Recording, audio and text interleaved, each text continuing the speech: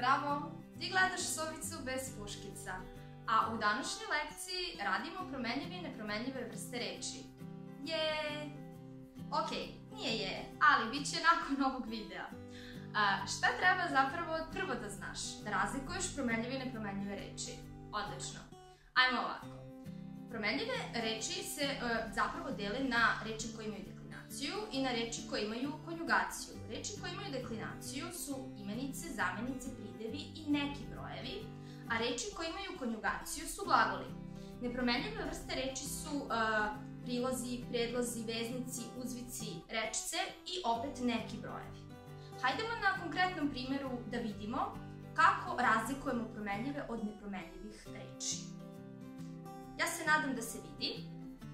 Vazduh je nad travom miran i ugrejan. Pogledaj prvo ovo vazduh. Nalazi se u nominativu. Samim tim što imamo određeni padež, znači da je ova reč promenljiva, može da se menja po padežima, vazduh, od vazduha, vazduhu i tako dalje. I u nekoj drugoj rečenici može se pronaći u drugom nekom obliku, u nekom drugom padežu. I ovo je dakle imenica, promenljiva reč. Je glagol i to pomoćni glagol, takođe promenljiva reč, samo što ima drugu vrstu promene. Menja se po licima.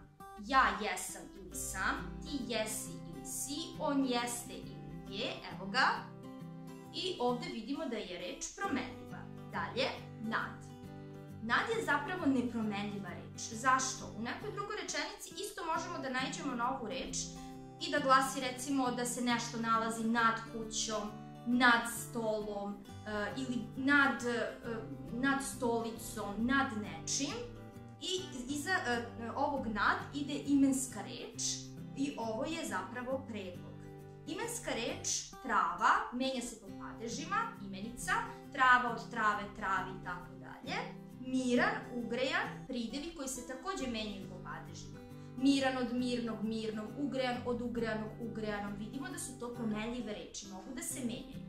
I je nepromenljiva reč i to je veznik. On može da veže dve rečenice, dve sintagme, dve reči i uvek se javlja u istom obliku u bilo kojoj rečenici. Zato je to nepromenljiva reč. Ja se nadam da je ovaj video bio koristan i da si razumeo razliku između promenljivih i nepromenljivih reči. Vidimo se u nekom sledećem videu. Pozdrav!